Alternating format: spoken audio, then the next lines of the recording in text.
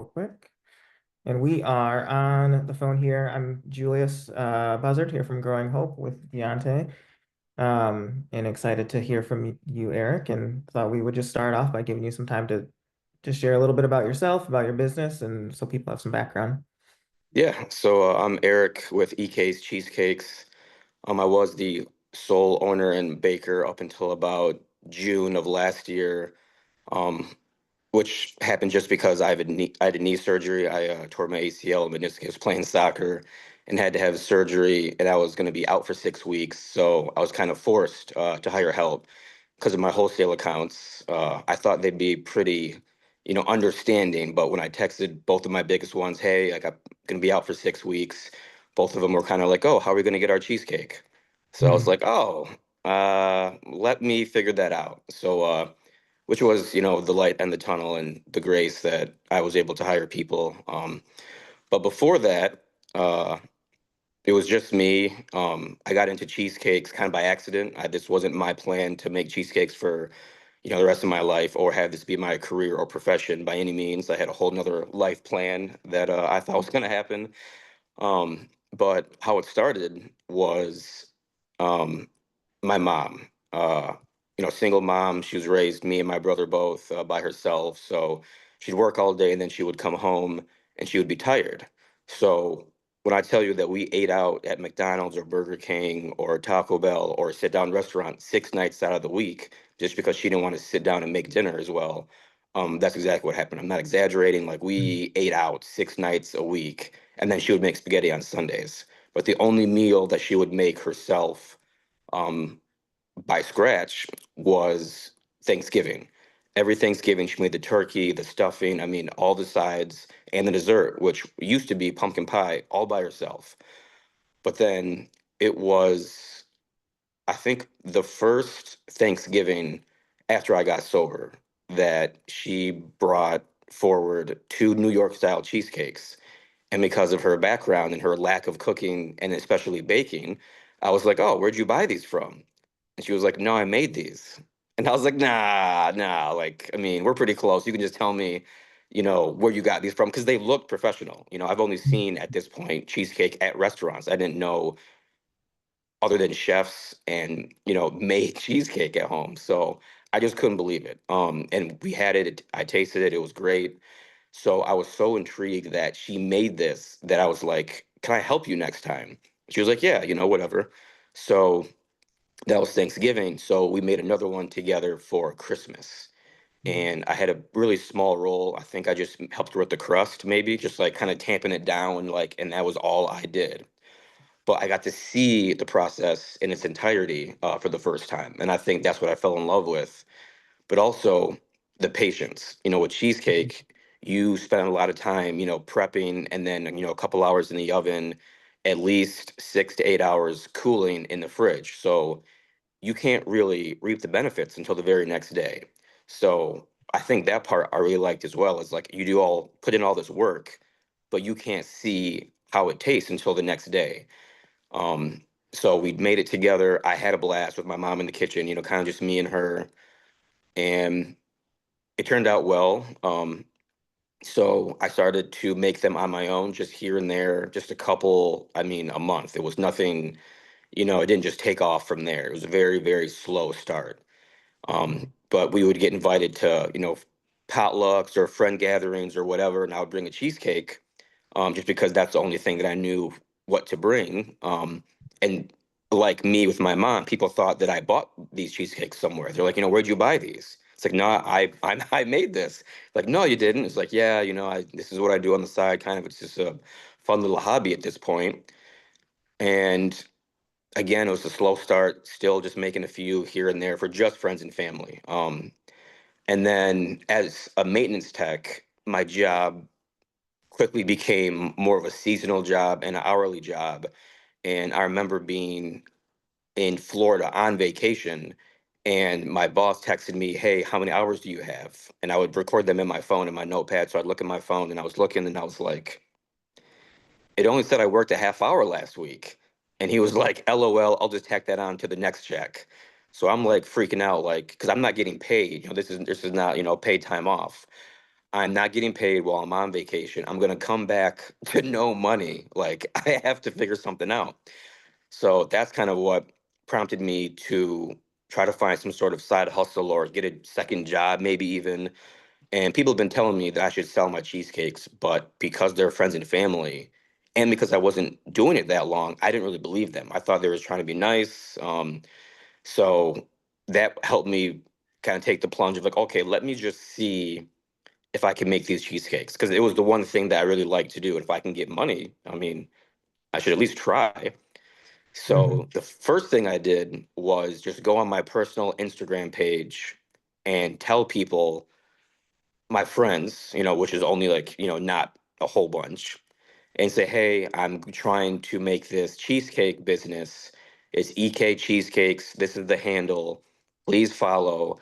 And this was in October. So I said, if you guys need a cheesecake for Thanksgiving, let me know. And had no idea what was going to happen after that. Um, and then I actually made a few cheesecakes for free just so I could take the pictures of them so I could have something on my page for people to kind of refer back to.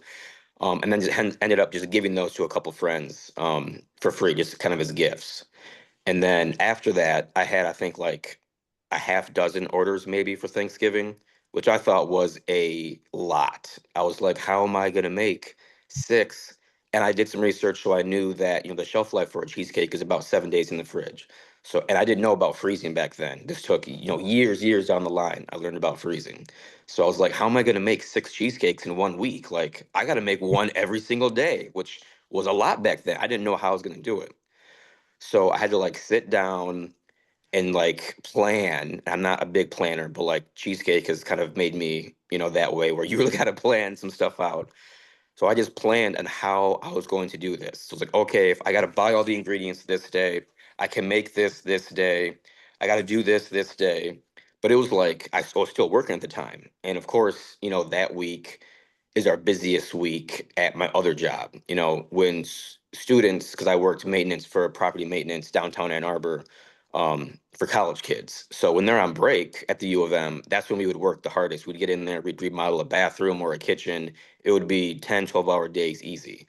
So I was doing that and then having to come home and try to make like one cheesecake a day.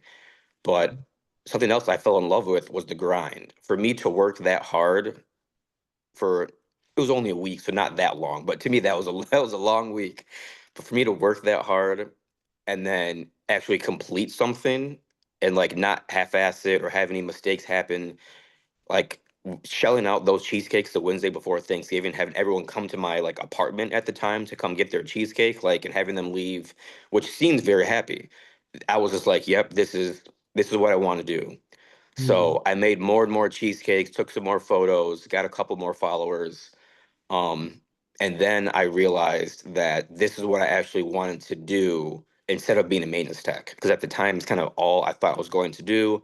With my sordid past, I didn't really know if I could get another job other than this job because it paid very well. And I knew that taking a job at a bakery, I was going to take a huge pay cut, which I did. But at the time, I knew someone whose mom, is the managing partner at Zingerman. So I was like, yo, man, holla at your mom. I really want a job in baking. So he suggested the bakehouse and to go into the bread department. Even though they have a pastry department and they make cheesecake, the bread hours were better because they started at 5 and done at 1 o'clock. So I could get done at 1 and I still have pretty much a whole half day to make cheesecakes before picking up my son at daycare like 5:30. So that's what I did.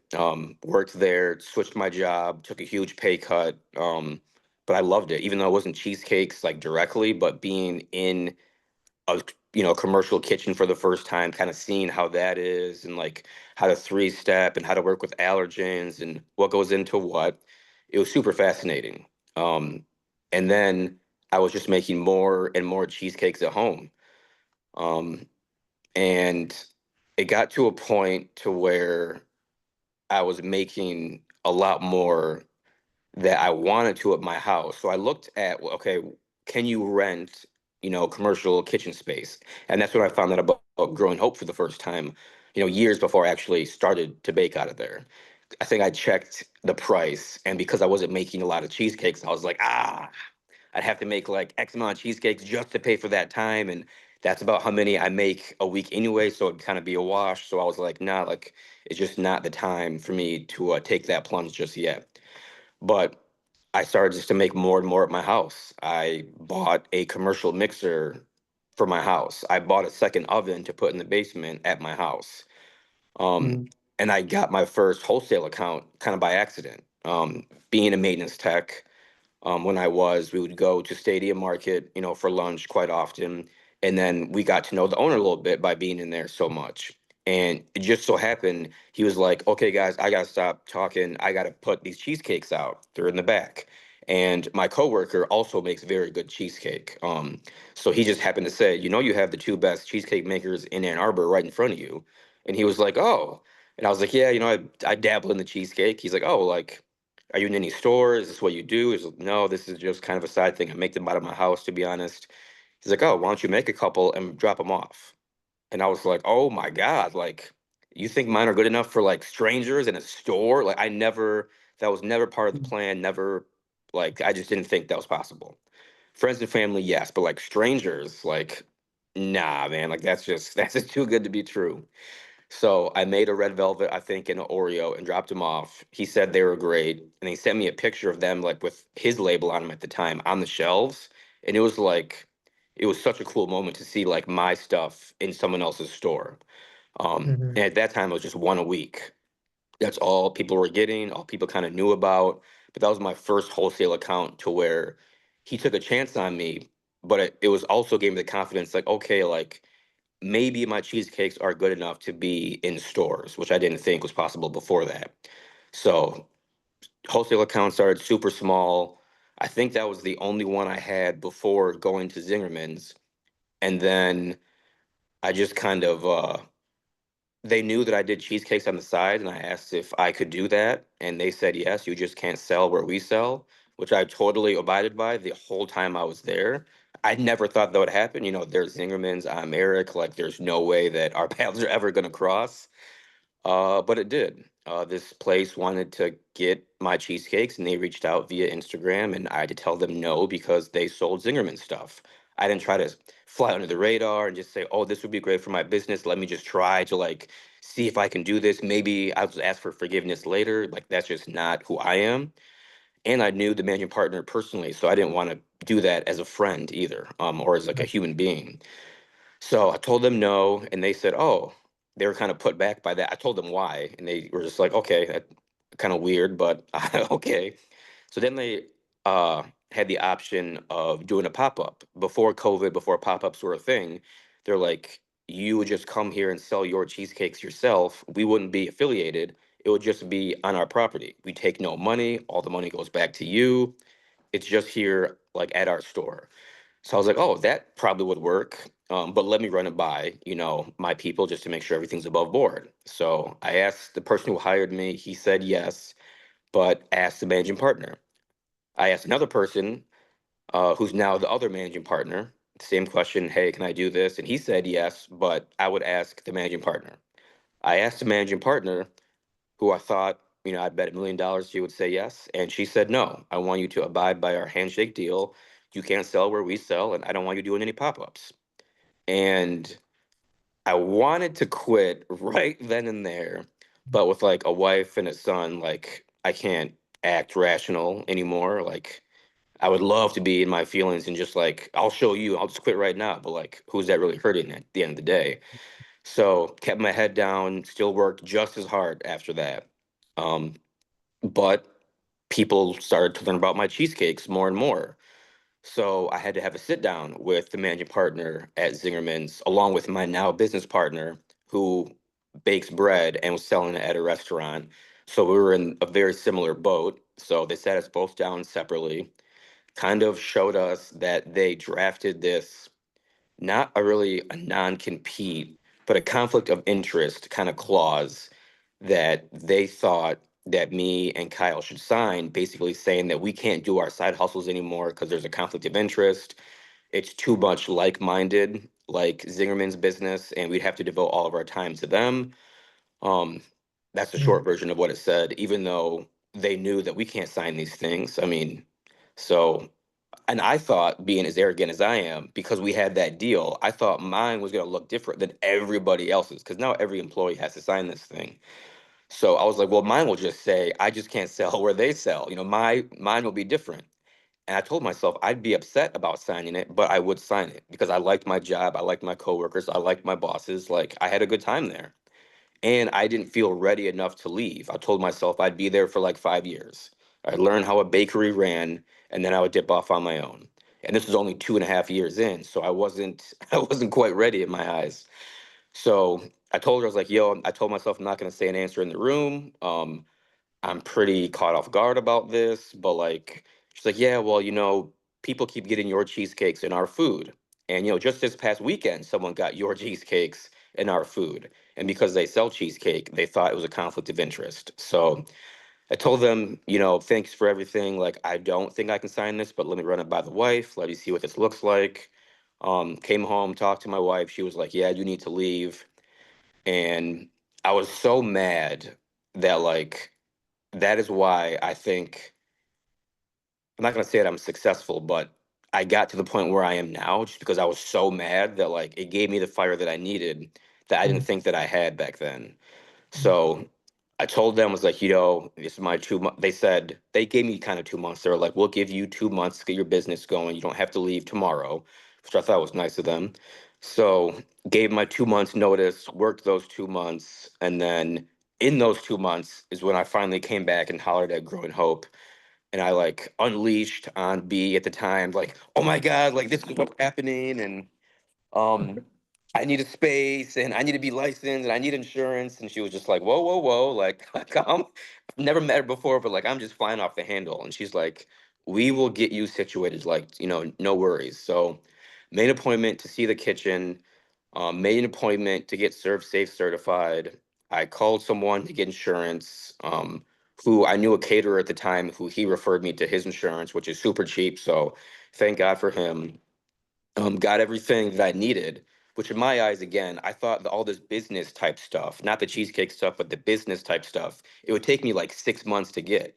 But because I only had 2 months to do it, I did it within like a couple weeks, I think, tops. Got everything mhm, in line, went, met with B, saw the kitchen, and I was just like, man, I could make so many cheesecakes in here. This is gonna be great.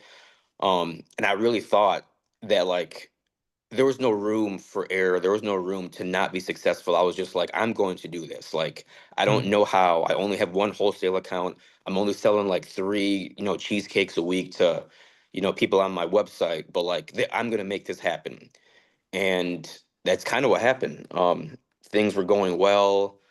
Kind of gained some traction. People reached out to me, about selling my cheesecake in their stores. I reached out to a lot of people within those 2 months about doing pop-ups. And then for my first couple pop-ups, people started to know who I was and then reached out.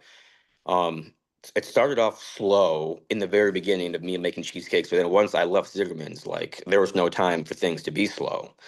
yeah. So I gained traction pretty quickly and got some more wholesale accounts, got my name out there, redid my website, redid my menu, and adjusted my prices, accordingly, and things just kind of went up from there. But yeah, it all started from making that, simple Instagram page that I didn't know what that was going to look like, in years to come. But it's now my, sole and only job, since I left Zingerman's back in March of 2022.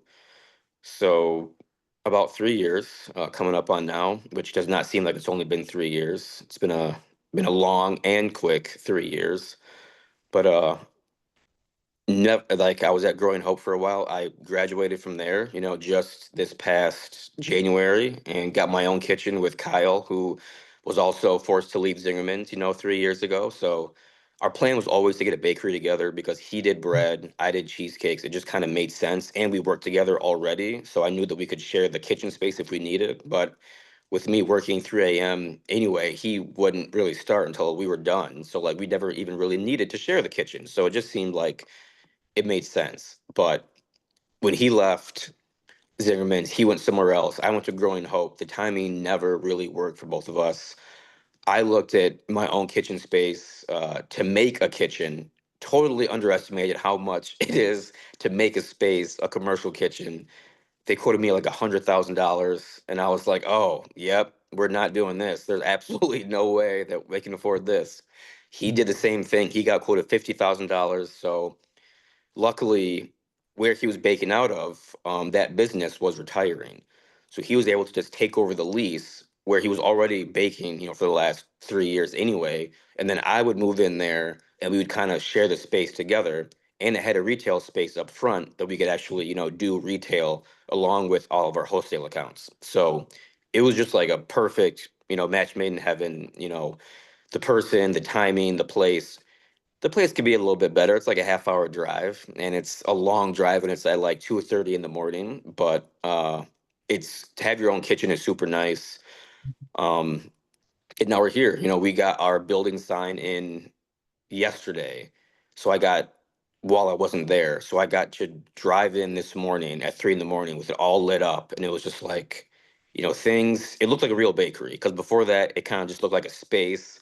But now it looks like a real bakery. So I'm super excited and can't wait to see what comes from this. Mm-mm. Oh, okay. Um, cool. That's all really cool, Eric. I did want to touch back as you were kind of talking about the season of transitioning into Growing Hope and then also starting to do pop-ups. Were there any lessons that you learned from those seasons that really like even stick with you till this day as you were in your own space and like continuing to grow your brand?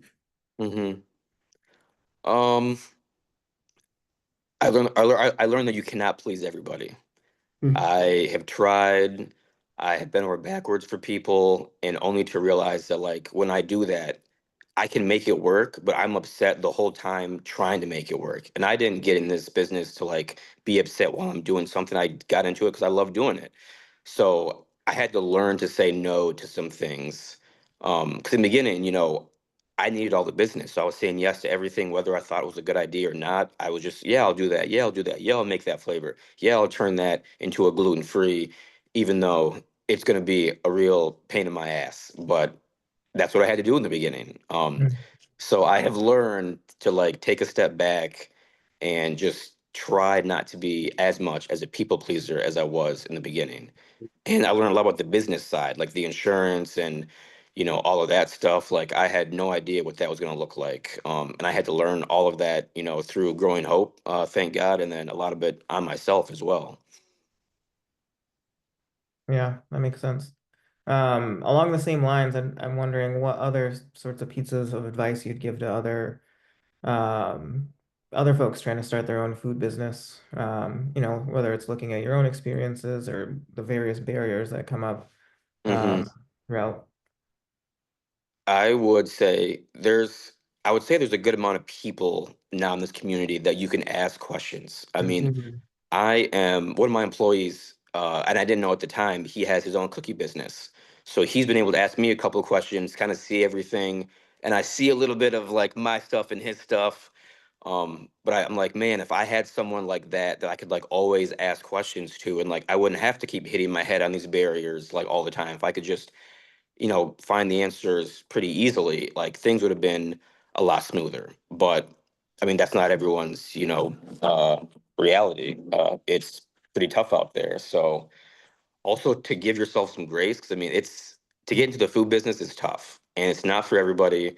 I was working, 14 12-hour days, with a family. And there was a point where like my wife was like, yo, you can't keep like going to bed at 10:30 and waking up at like 1 to put the cheesecakes in the fridge from the oven and then going to work at like, 3 in the morning and coming home and then doing cheesecakes all again. Like I need help. We have a son that like I need help raising. And I was like so caught in the grind that I didn't even really see that, to be honest. I had to have her sit me down and be like, this isn't really working and like you can't do this forever. Because at the time I thought that I could, but I'm glad that I had her to kind of reel me in to be like, this isn't like you can't sustain this type of lifestyle for very long. So ask for help. I mean, I struggle with that still to this day. I would rather do it myself or find it out myself. Like asking people for help is very tough for me. I remember when B reached out to another black baker, Marcus, who owns Leslie's Cheesecakes. At the time, I was like, "Why is she connecting us? I don't have anything to like ask this guy, or like I don't need anything from him. I'm doing okay on my own." But connections are so important, and there's going to be a time down the line that like I probably will need his help for something, and I have his email, and like we were shooting emails just to kind of as an introduction, and he's super nice. I mean, it was so cool to like have someone that I know that I can ask questions to, that in his busy lifestyle will take the time to answer a question from some kid he doesn't even really know. So Mm, I would say seek help when you can, and don't try to do it on yourself because it's tough. mhm, yeah. Good. Hmm? You wanna go? I can, yeah. I think kind of continuing along that line of, I think that community piece is really important and beautiful. And I think a part of, for us as an organization, a part of like what ties our work with the kitchen and with our bigger mission, of investing in our local food system, of building food sovereignty, of, seeking out food justice. Um, and I'd just be interested to hear, obviously, well, maybe not obviously, but I imagine you still have goals and benchmarks and things you want to do with your business. But I don't know, I guess like how do you see EK's Cheesecakes being a part of that community? Or how do you hope that it is? I hope to just have like my own space because Mhm. this is like mine and Kyle's space. So I'm having not so much the sharing part, but like running things by him. Like I have ideas that like I think are good, so I have to run it by someone else. So I never that's always been the goal for me to have my own spot, and I thought that I would just like go from like my house to my own spot. But like there's so many different benchmarks that I need to complete first that I had no idea that like I just wasn't ready. And Growing Hope was a great attachment to that. I learned so much. And so I didn't really know that until like leaving, like, oh man, I learned this at Growing Hope. I learned this. I learned this. I learned this. It's kind of just like I'm so ingrained of doing it that like I forget where I learned it from. And now this space, having it be my own, having it be a little more expensive. If something breaks, it's on me. I can't rely on someone else for all the problems. And so this is another great benchmark for me to just kind of get where I want, which is eventually just to have my own space. Hopefully a space closer to my house, because like I said, it's kind of a far drive, and maybe this is just like the kitchen space, and then I have just a retail space closer to my house where I can, do things out of. But because what I love about this is like the community part of like getting to meet people who have had my cheesecake, which, from the website, you would order from the website, you would go to Stadium Market to pick it up. So the people at Stadium Market are the ones that you're, being greeted by and you're meeting. You could order five, six, seven cheesecakes and never know who I am, and so with the retail space, I get to finally meet people who get my stuff. And what's really cool is like one of the first couple openings we did, people, when they finally got up to the line, were like, I've been picking up cheesecakes from you since you were doing porch pickups like during COVID. And it's like, wow, like you've been rocking with me for a long time. Like, and that is awesome. And I wouldn't get that if I was like stuck in the kitchen all the time, not being able to see and greet the people that enjoy our stuff. So what I would like to do is just have like my own space and my own retail space, to where I always say like in a perfect world, like I would just be given a list of flavors of cheesecakes to make, and that was it. You give me the list, I make that list, and then I finish maybe the cheesecakes that were made the day before, and then tomorrow I do it all again. Someone gives me a new list, I make those cheesecakes, I finish the ones from the day before, and I keep it going. Because to run your own business is like it's a lot. You have to put on a lot of hats, and like to some degree, I'm lazy. I don't want to do all of the hats. I don't want to check the website. I don't want to be doing the pop-ups. I don't want to be doing the deliveries. I don't want to, but starting out, you have to do this stuff, like, so I'm grateful to do it. I don't want to sound like I'm ungrateful. I do love doing it, but in a perfect world, I would just be doing the baking, and then we'll Yeah. leave everything else for somebody else.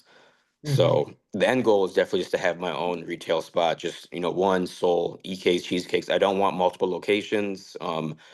I value my time. I love that I only really work like less than 30 hours a week because I do have a family. I love Hmm. being able to start at 3 in the morning, be done between 6 and 7 so I can get home. I can get my son ready for school and take him to school, and I can pick him up because those are really good bonding moments for me and him. And it's a blast, like going to Barry's Bagels like every morning to like just, shoot the shit and talk to him. And I wouldn't have that if I had like, a 9 to 5, or I was working, the hours that, my wife works. She works, 60, 70 hours, and I see what that looks like. And I would rather have what I have right now, where I don't work so much, but I have the time. So Hmm. the goal is always to continue to have some sort of time for the family. I don't want to, I've worked 60 hours, 70-hour weeks in the beginning. I don't want to go back to it. I will if I have to for some reason, but I don't see that happening in my future. But you never know. I didn't think I was going to leave Zingerman's abruptly either, but here we are. So just try to make the best of a bad situation. But yeah, I think the end goal is to just have my own space at some point, whether that be a kitchen and retail or just a retail. That's definitely the end goal for sure. I kind of want to touch back on that as you mentioned Zingerman's in that last answer. You said when you were about to step off in your own, there was almost like a lack of believing yourself. I'm Eric, there's Zingerman's. I can't do that. When did that begin to shift for you and you began to really believe in yourself and that your products were worth investing the time and effort and energy into? As soon as I sat down in that meeting and read that clause Hmm. and heard what she was saying, it was such a weird meeting, man. And like my interactions with her, to be honest, like were always weird about my cheesecakes. Like that's a whole nother story. But like it just I think that meeting, like that gave me the fire that was like, okay. And they broke it down in a way that like from their standpoint, so I got to see it from a different angle. Because for them to say people keep getting our food, which they're known for, great, wonderful food, but people and they offer cheesecake, but people are getting my cheesecake even though they offer their cheesecake. So I was like, maybe, I have something that's not that terrible. And I mean, you get compliments, but like again, I don't believe like your friends and family, even if a stranger said, "Man, this is the best cheesecake I've ever had." My first like thought is like, I don't believe him. He's just trying to be nice. He's just like making small talk. Um, I don't know where that comes from, but like it was just a meeting. Like I got so mad that I was like, if they're going to say that I can't make cheesecakes and work there essentially because they're too good, then maybe they're right and I'm wrong. So I think that gave me the definite push that I needed that I didn't see before that. Yeah. So a blessing in disguise in many ways to say That like that things is are my if I you. had to like wrap up what my life has been like I mean, like when I say like my life plan, like it was so different Mm. than what I do now. And like something Mhm. terrible happened that at the time I was like, my life is over. What am I going to do? And then, the end result is me, doing this. So there's so many things in my life that at the time were like tragedies, but I always come out somehow better than I went in. So you would think that I would have, like, when things go bad now, like, oh, like things always turn out for you. And people had to point that out to me before, like, man, like, I just talk about my story and they're like, things always seem to like work out for you.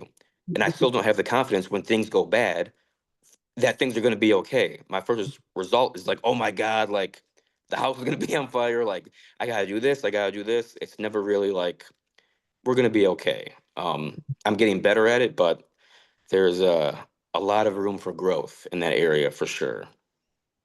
But yeah, I have them to thank because, like I said, I felt not ready. I thought I needed 5 years. And to be honest, if I had that 5 years, I think it's been 5 years now. I'd still be working there. Like, there's no Mhm. way that I would have taken the plunge by myself. Like, I Mm. just, I wasn't confident enough to do that. And then to hire people, I only hired because I was going to lose my two biggest accounts and then I'd have no money and I would have no cheesecake business. Like, so those are two huge things that at the time I was just like, my life is over. But, you fast forward and everything is, much, much better. But I didn't make those decisions on my own. Those decisions were kind of made for me, which is great. But it'd be cool if I made some big decisions myself, which moving in with Kyle is kind of was my decision. Like I told myself like I'd be with Growing Hope until like they burned down, like because I was just too afraid to leave. But thank God that didn't happen. But for me to leave Growing Hope when I didn't necessarily need to, I guess that's the first time that like I was able to make a decision, like a good, pretty big decision because it's more expensive. So I'm like, how am I going to afford it?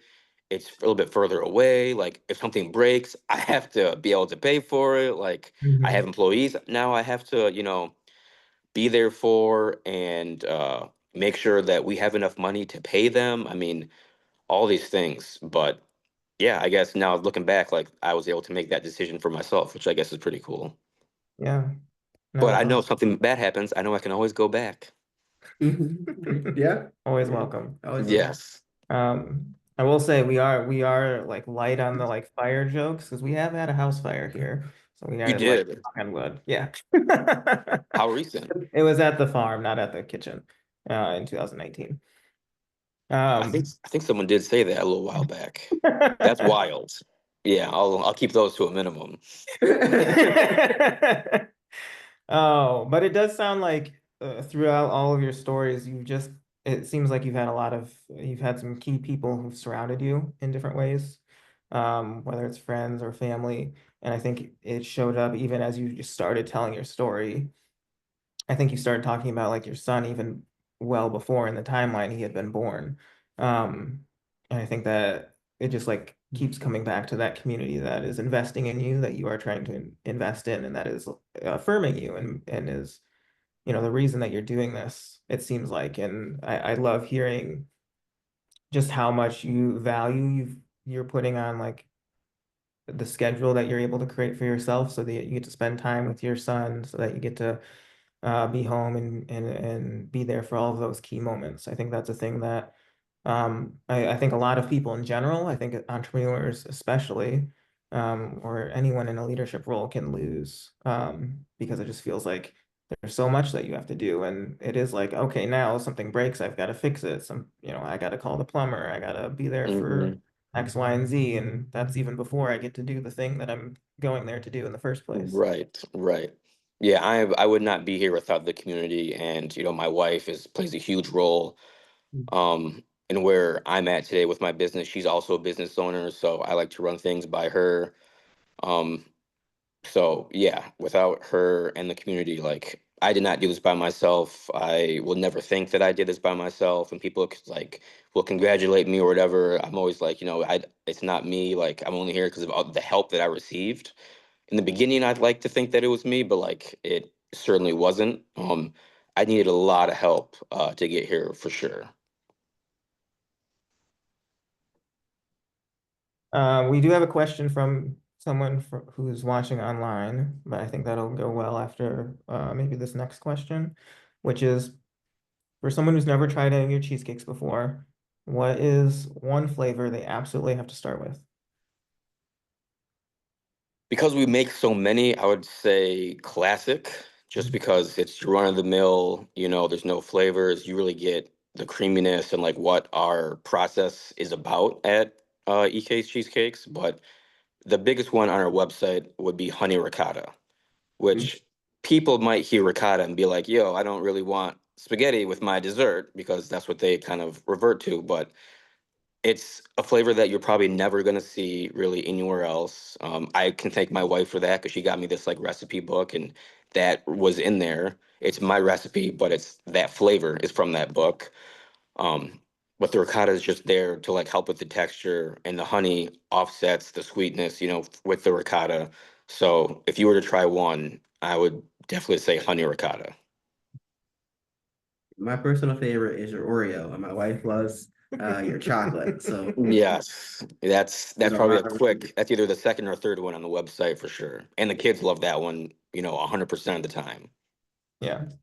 Yeah, I'll tell my small story about your cheesecakes because it ties into this question, which is I'm vegan, so I don't like usually when I see cheesecake, I'm like, whatever, I'm not gonna, there's nothing for me. But you have a vegan option, which all Yes. of them are great. But the first time I had your like the classic, or maybe it was like a vanilla cheese Mm-hmm. Mm-hmm. cheesecake. Like I don't know how to tell you. I was like, I didn't know there were so many flavors that were supposed to be in this thing, but Right. it's just hitting so many ways. And I will admit that like a lot of the, if you want to call it success, is a lot of luck. I mean, I didn't go to like culinary school. I don't know about like flavor profiles and matching everything. I just learned all of this on the go pretty much. And the vegan recipe is just substituting everything that my base recipe is for a vegan option. And I'm told that like I just happen to get, some of the best vegan ingredients because I'm not vegan. I don't really know about that lifestyle or like what that's all about. So I just got lucky with picking the recipe, to be honest. Yeah. But yeah, we definitely make a vegan. I try more so in the beginning of my pop-ups. I never wanted to give someone the excuse of like they see me like, oh, cheesecakes, I love cheesecake, but I'm on a diet, I'm keto, I can't try it, or I'm vegan, or I'm gluten-free. So I used to bring all different varieties just so no one can say, oh, I can't have your cheesecake. Mhm. Now I don't really have the time to do all of those, mainly the keto. But we do the gluten-free, we do the vegan at the bakery now that we're open, and those do surprisingly well. I mean, when we were advertising that we are going to be open, I mean, more than anything else, the gluten-free population was loving that we were going to have some gluten-free options. Like it was, I could not believe it, but it is like people who are gluten-free or vegan, there's not a lot of options out there or that are good. So we just try to bring everything to the table so almost anyone and everyone at least can get a chance to try our cheesecakes. And I'll ask this question, but Melissa, if you have a follow-up, feel free to put it in the chat or you can come up off mute. You may have already answered this for them. But it was if you found any difficulty serving your cheesecake in a health conscious community like Washtenaw County and gave some examples of vegan, gluten-free preferences like that. Not the gluten-free is tough. I I don't advertise it as 100% gluten free because it is a shared space. I didn't even do it when I was at Growing Hope. Um, I would preface it by like, I was trained at Zingerman's. I know how to handle allergens properly. I would tell them my process of how I handle, the wheat and how I make them gluten free, and then I put it on them to see if they wanted to go forward. Sometimes they were like, like we have celiac, like we don't even want to chance it, and I totally respect that. I Mhm. mean, I was not going to try to make it work to get a few extra bucks. That just wasn't in the cards for us. So, but now that I have a little more control of our kitchen, um, again, go through kind of the same spiel. Like, this is what I do. This is how I handle it. They're wrapped. They're separate. We bake them by themselves, not with anything else. And it ends up being a more conscious effort than what I learned at Zingerman's. So, but I don't bring it out to like well, I did in the beginning bring it out to the public, but like, now we offer gluten-free brownies.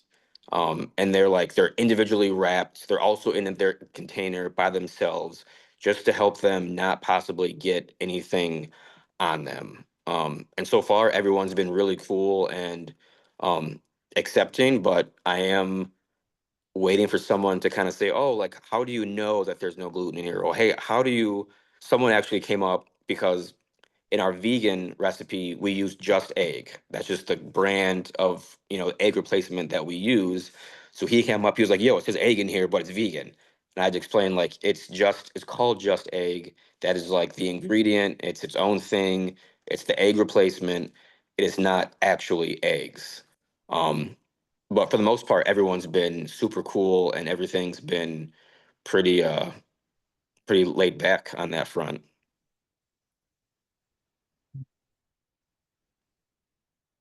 Um, Eric, as we're kind of coming to the end of Black History Month, um, what does it mean for you to be a part of the legacy of Black food entrepreneurs?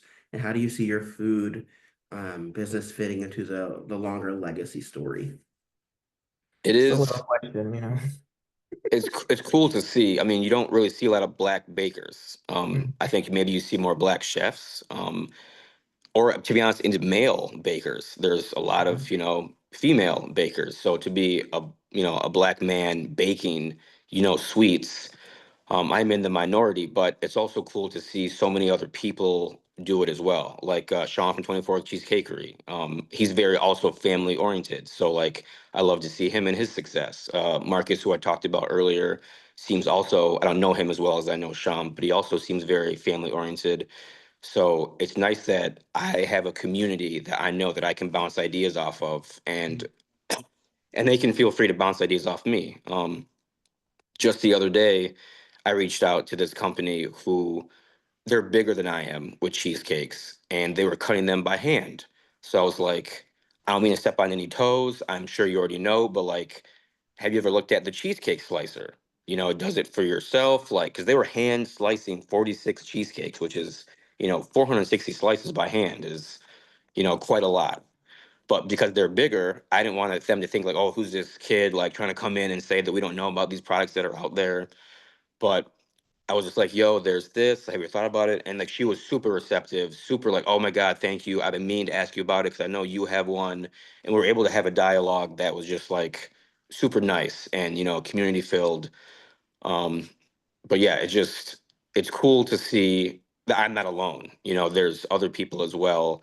And like I said earlier, like I have a lot of help and I have to keep remembering that I didn't get here by myself. And for me to get to where I want to, I'm gonna need to ask for help, for as long as I'm in this pretty much.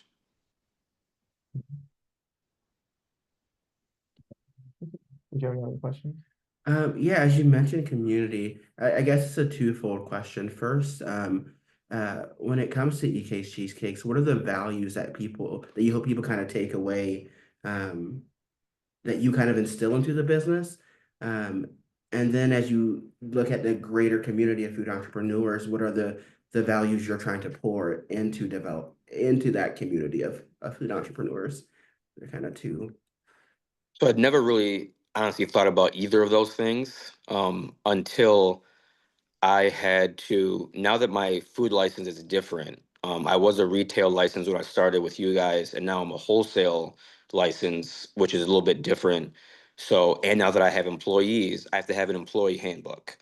So, and I never thought that I would need one or like, who am I to make an employee handbook? Like, that sounds hilarious to me, but like, they said I needed one. So, I just looked at what employee handbook looks like because I haven't seen any being an employee myself, that many. But one of the first things was you have to make a mission statement. And honestly, I've never even thought about what our mission statement is. I was just been baking, trying to do the best that I can.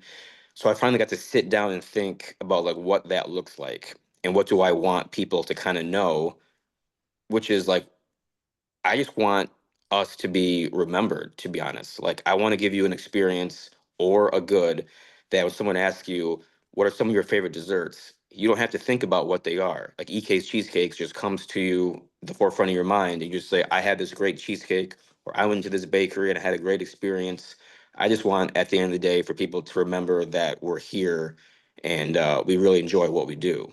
Um, that is also another like value of mine is mood through the food. I really think that our stuff is like really great is because we have a good time in the kitchen. I mean, we were literally crying, laughing yesterday and like had to like pull back, stop ourselves, like wipe tears from our eyes, wash our hands afterwards because we touched our face. And uh but like that sense, like I just love having a good time, but like I can do that at work, which is great.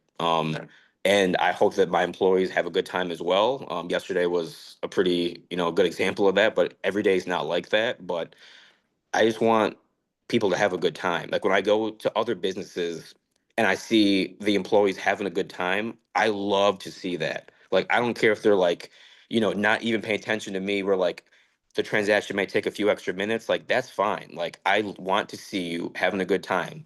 When I come up somewhere and whoever I'm dealing with is just like, what do you want? Or, oh, like just it just makes it for a weird, customer like transaction. It's just like it's awkward. And I just don't want that to be us.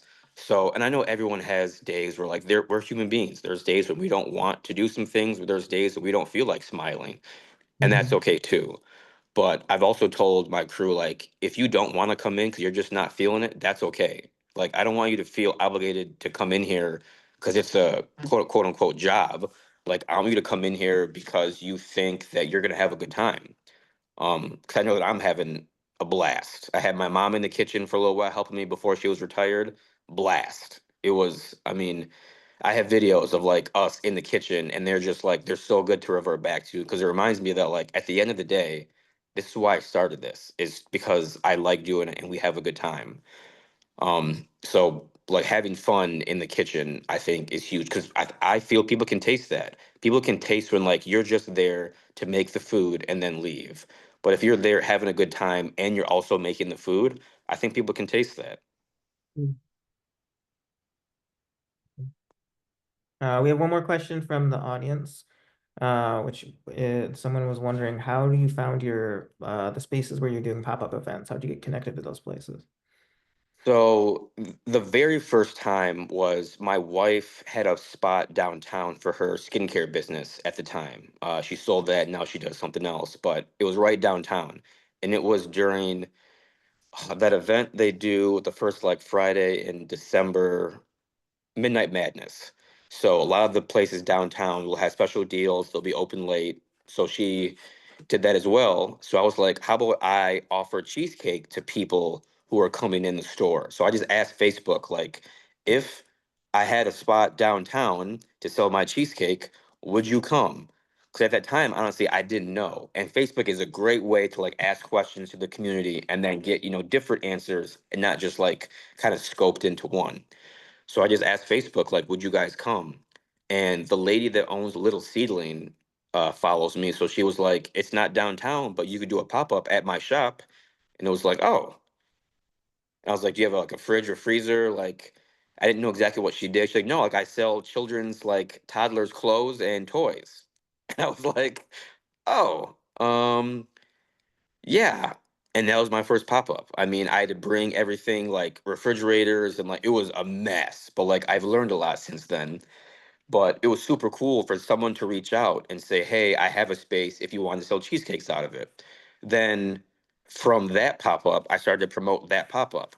And then the guy who works with Holmes campus, kind of on the west side on Jackson Road, he saw this. I guess he's gotten a few cheesecakes for me in the past. He's like, yo, I run Holmes campus. We do pop ups. Would you like to do one over here? And that was my second one. And then it just kind of snowballed from there. All for me just asking Facebook, like, would you guys be willing to come downtown to get some cheesecake slices? Um, but yeah, people started to reach out to me, which was cool, but also weird because I'm always one, doing the work. I gotta, find things, find people. I gotta talk to people. I gotta reach out. But as far as the pop-ups were going, after those first couple, like people were kind of coming to me like, "Hey, you do pop-ups? You're new. Like, how about you come over here?" And without that, I would not be here because no one knew who I was before that. So pop-ups are a great way for you to sell your product, but also get your name out there. Because there were some that like weren't very profitable, but I got to meet people. I got to put people like cheesecake in people's hands who never knew that I existed, that just happened to be there for something else, but then saw that I was there, so they walked over, they got some cheesecake, and that was that. So pop-ups are a great, great way to let your community know that you're there and you're around. Um, so what's next for EKs? And then do you have any collaborations or big dreams or new flavors on the horizon? Oh man, that's like what one of the questions was. Uh, with me and Kyle did this like joint interview a while back, and both of us looked at each other like, "What's next?" So we're just trying to like figure out what's going on right now. Like we Yeah. just opened. It would be nice to have a spot that like people could go to like almost every day, no matter what time it is, to get our stuff. Like that was the goal. Because I think that is like a niche market. You can't really go anywhere besides Stadium Market, which is kind of my hub. You can now get fulls there and slices, but every place that sells us by the slice, they don't offer the minis or the heart shaped or the gluten free or the vegan or the 7-inch cheesecake or the 4-inch cheesecake. Those are all at the bakery. So I think if we could just find a way to be open more for the community, I think that that would be really cool for someone to know, like, hey, I have a birthday party tomorrow, but I don't have anything. Oh, I could go to EK's Cheesecakes and grab a cheesecake. Because as much as I think people are like prepared and they like plan well, you would not believe how many people hit me up day up like, hey, you got any extra cheesecakes just lying around? In the beginning, it was like, absolutely not. Like, my orders are lucky I got theirs done this week, let alone have any extras. But Yeah. now we have, of course, all sorts of extras. So yeah, to have a space that like someone could go to at any time and get, either a slice or a full or the variety of things that we offer, that'd be nice to have sometime in the near future. Um, as far as collaborations, the biggest one that I'm extremely excited about that I have not said anything because I'm trying to keep it under wraps. Only because I don't like to count my chickens before they hatch. Like I've done that in the past. Like I get excited about something, then it doesn't happen, and it's like, oh, but I'm pretty sure this is gonna happen. So Blank Slate is going to develop an ice cream that has our cheesecake or a cheesecake batter in it. And that's a Cool. place that I've been going to forever since it opened. Mhm. And it's funny because the guy who runs it, we were like messaging back and forth, messaging back and forth. He finally reached out, was like, "Yo, like we'd love to carry your cheesecake." Because I would drop off some for free to kind of like hint, like, "Yo, I know you guys collaborate. Like, here's some free cheesecake to make sure you guys know that like I'm here and I'm willing to do whatever." But not saying anything, but just kind of putting it out there. And finally they came back and they were like, "Yeah, man, like we would love to somehow incorporate your cheesecake. How would you think that we would do that?" So we've sat down and kind of tried to navigate what that would look like.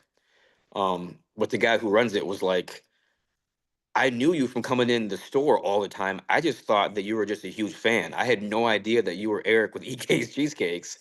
So I thought that was really funny. That like he knows that like I actually like his product because he just saw me as a fan first and like EK second. So I thought that was really cool. So I had to drop off some chocolate batter to them that I bake pretty soon here to see like what they can do. I dropped off a classic a couple weeks ago, but she said it wasn't as like cheesecake forward as she was hoping. So we're trying to now pivot and kind of see what else that we can do. But that I'm super, super, super excited about because to like see what they can do and to like share a collaboration with someone that I admire so much is going to be huge. Yeah, that's awesome. Well, I am sufficiently very hungry after all of this talk of cheesecake and now Come ice on down cream. tomorrow. We got chocolate swirl vegan tomorrow. Yeah, so how can, before we wrap up, how can people connect with you? What's your website? What are you on Instagram? And how do they get to your shop? Yeah. So the website is ekcheesecakes.com.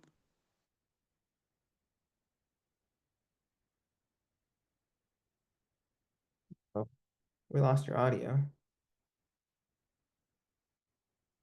Um, it doesn't have a lot of information about the bakery as I would like. It's because before this, it was just wholesale. Like it was just you order this cheesecake and you pick it up from Stadium Market. So I'm trying to integrate more information about the bakery on the website, but you can always go to the website, ekcheesecakes.com, order cheesecakes. There's a chat button that I'm always on my phone, so I'm always able to answer any questions that you may have, change flavors if you want, add a flavor that you don't see. The handle for Instagram is ek underscore cheesecakes. Uh, and that's also a great way to connect with me because I'm on my phone, so I'm answering messages and that type of stuff all the time. And that's a good place to see what we offer because we don't offer everything on the website. Right now we have, I think I counted this morning because I thought this might be a question, 21 flavors on the website, but we have made over 100 for sure. I just don't want to put that on the website because it just doesn't make sense and I can't streamline that.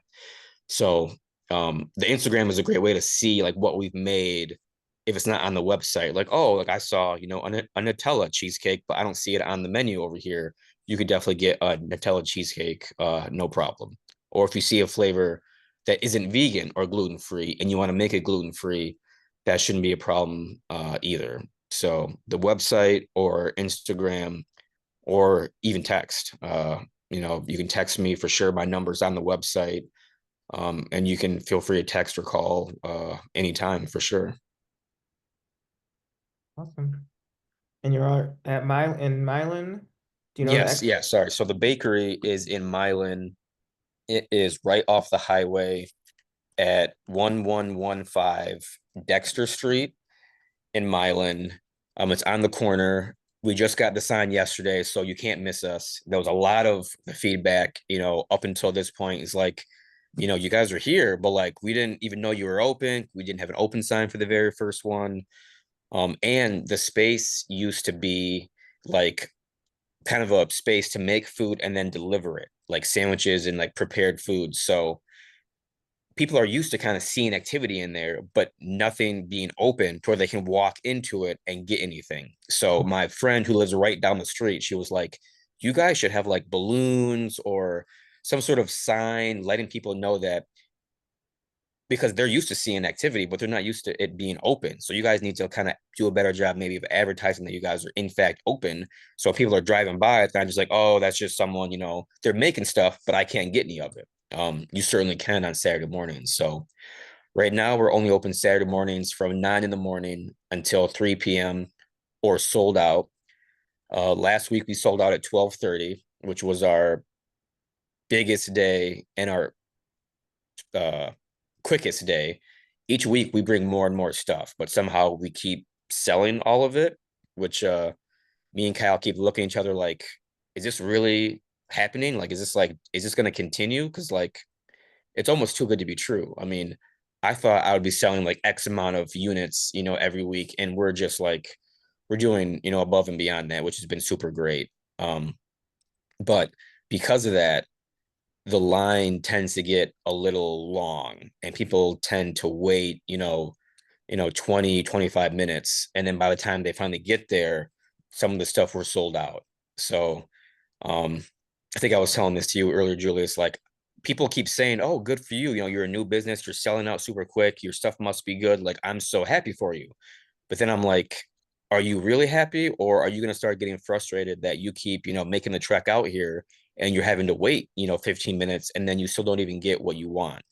So we're trying to make more stuff or add on extra days to where maybe Saturday morning, because it's the only day we're open, and it's the weekend. Most people aren't working. So we're thinking that's why it's so popular. So if we add like what we're going to do now Friday mornings starting next week, maybe that'll offset some of the sales Saturday. So maybe Kai will have bread until maybe 1:30 instead of 12:30 because so many people came in like I want some sourdough, but he's sold out and all that's left is like a couple of cheesecake slices, some fulls. But if you go in trying to get something savory, you're not really going to just leave with something sweet, randomly. It's happened because some people are like, oh, well, I came out here, I'm not going to leave with nothing. So they end up getting a cheesecake slice. But we definitely want to be there for our community because they've shown so much love. Like the least we can do is at least have enough stuff for them to get when they want it. But it's been overwhelming. Like we both did not think that we would do this well this early. So we're kind of like, it'll die down, in like a few months. But with it starting to get nice out and us going to try to do outdoor seating, who knows what's going to happen. So when we open in Friday, like I was saying earlier to Julius, like I don't know what that's going to look like. It could be slammed, it could be super slow. We do not know yet. But what I love is like science experiments. So what I loved was doing the very first opening and then tweaking things within that week to make them smoother or make more sense the next week. And we've been tweaking a couple things ever since.